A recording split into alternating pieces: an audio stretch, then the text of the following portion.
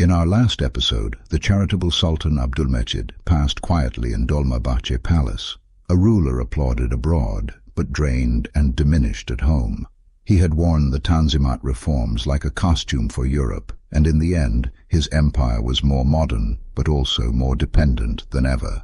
Now, the throne passed to his younger brother, a man with a harder hand, a shorter temper, and a grander vision. This is road to destruction, the world wars.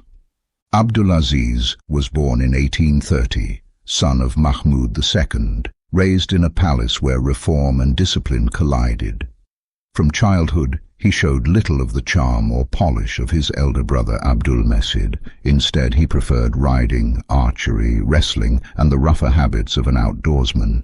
He sketched obsessively birds, ships, and military scenes, but his schooling in languages and literature lagged behind. Where Abdulmecid was groomed to be a reformer, Abdulaziz was molded as a warrior prince. He lived much of his youth in the background, observing his brother's reign but rarely intruding into politics. He envisioned sultanic power not as charters or committees, but as grandeur, discipline, and presence. In the 1850s, he accompanied his brother on ceremonial occasions and state visits, yet remained aloof. Friends and courtiers called him reserved, even dour. He read little, but when he spoke, it was with blunt clarity. In him was a streak of Mahmud II's iron will, but without Mahmud's subtlety. A French visitor described him as taciturn and heavy, yet with the air of a man who watches everything. Ottoman chroniclers noted his strength and austerity, hinting at stubbornness. He had Mahmud II's frame, broad-shouldered and imposing, but his temperament was blunter, quick to anger, quick to forgive. By the time Abdulmecid lay dying in Dolmabahce, Abdulaziz had been waiting in the wings for 2 decades. He had seen Europe's envoys belittle his brother, watched Fuad and Ali Pasha rule in the Sultan's name, and resolved that his reign would not be a performance for others. On June 25, 1861, the empire mourned Abdulmecid, but mourning quickly gave way to coronation. Abdulaziz appeared in public for the first time as Sultan, riding on horseback through the streets of Istanbul. Crowds spilled into the avenues, craning to see the new ruler. Banners fluttered, cannons roared from the shore, and the Meta's drums shook the air. The sword of Osman, the ancient emblem of legitimacy, was bound to his waist, its steel glinting in the summer light. Unlike his frail brother, Abdulaziz sat tall in the saddle, shoulders squared, face stern. To the people, it felt as though the age of Ghazi sultans had returned. An English correspondent described him as a dark, powerful figure, less courtly than Abdulmecid, but far more commanding. The people noticed it too. Here was not the pale, reclusive reformer of the last years, but a man who carried himself like a serdar. The enthronement at Topkapi was steeped in tradition. The ulama recited prayers. The sword of Osman was girded on him, and the Meta band thundered. European ambassadors remarked on his severity. One French observer noted, "The new sultan does not smile for effect. He looks upon men as subjects, not as equals."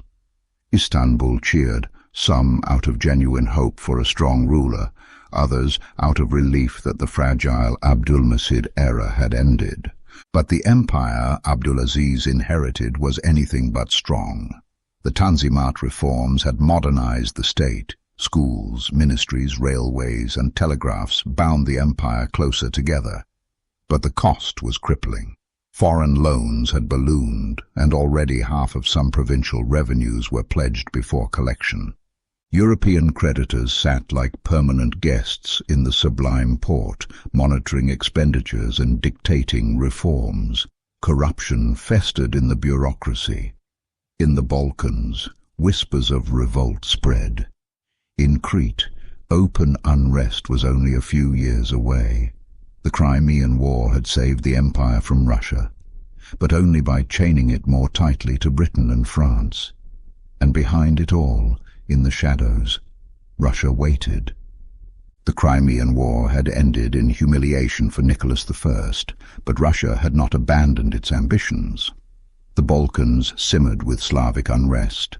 Orthodox voices looked to St. Petersburg for support, and Russian agents whispered in border towns. Abdulaziz, weary of Britain and France's condescension, wondered if perhaps Russia could be a partner instead of an enemy. It was a dangerous thought. To Britain and France, Russia was the eternal foe, the empire whose ambitions had dragged Europe into the Crimean War. To Abdulaziz, however, Russia offered something the others never did: respect. St. Petersburg might plot and scheme, but it did not lecture, belittle, or dress reform in chains. For the first time in decades, an Ottoman Sultan considered turning to the empire's oldest enemy as a possible friend. That thought, tentative at first, would haunt the decade ahead. This was the empire Abdulaziz claimed, polished on the surface, brittle beneath. Diplomats expected another compliant reformer. Instead they found a man of iron and velvet, autocratic, ambitious, and determined to rule on his own terms. Two great statesmen still towered at his side: Fuad Pasha, the sharp-tongued diplomat, and Ali Pasha, the tireless administrator. Together they had kept Abdulmecid's reign afloat, but Abdulaziz eyed them warily. To him they were servants who had grown too powerful, men who spoke with Europe's voice as often as their sultans. He would use them, but never trust them. Already in 1861, Abdulaziz's instincts pulled him toward spectacle: new palaces, a modern army, and above all, a navy to rival the West. He dreamed of grandeur and ironclads as symbols of power, even if the treasury could not bear the cost. His reign would begin with a gamble, one that dazzled the world but hollowed his empire's finances. For now the balance held: a sultan of iron and velvet, and two grand viziers who quietly pulled the empire's strings. But beneath the pomp of coronation, debts whispered, provinces smoldered, and creditors circled like vultures. Abdulaziz dreamed of strength and spectacle, yet every step toward grandeur carried him closer to chains. The stage was set for a navy that would gleam like empire reborn, and a treasury that would bleed it dry. In our next episode, Steel and Steam, we follow Abdulaziz as he builds the largest fleet in the Islamic world, an armada of ironclads that gleamed like rebirth, but sank the treasury instead. This is Road to Destruction, the World Wars.